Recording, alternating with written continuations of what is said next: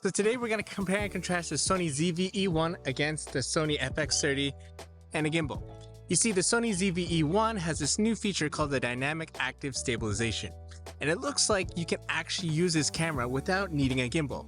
So today we're going to put it through the test and really see if that camera can go against this setup and fare off pretty well. So for this video, we have the Sony ZV-E1 with the 16 to 55mm f2.8. It's an APS-C lens, but with the autofocus assisted with the AI, it should fare off pretty well.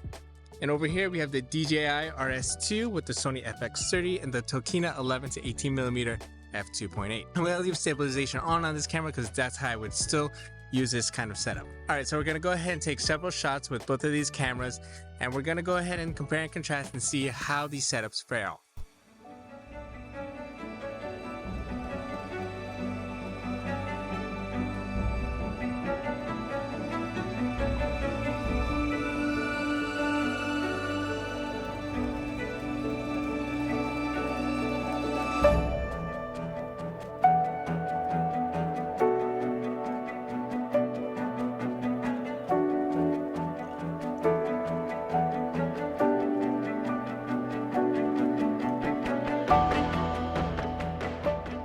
So what do you guys think about the footage?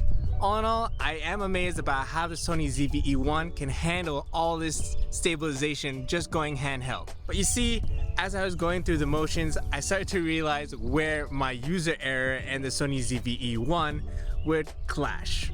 You see, I was having a difficulty of going back and forth and going over which way with my feet just to get the shot right.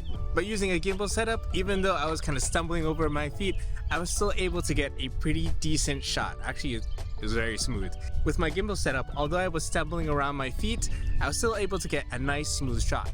In a professional setting, I would default to using a gimbal. There's no way the Sony ZV-E1 can replace it.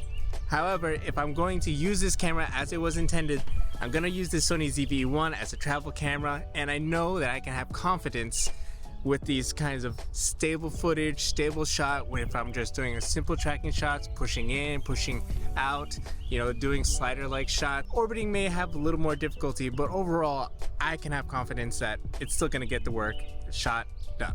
If you wanna see more of what this camera is capable of, check out my videos over here. Until next time, go out there and shoot for the life that matters. See ya!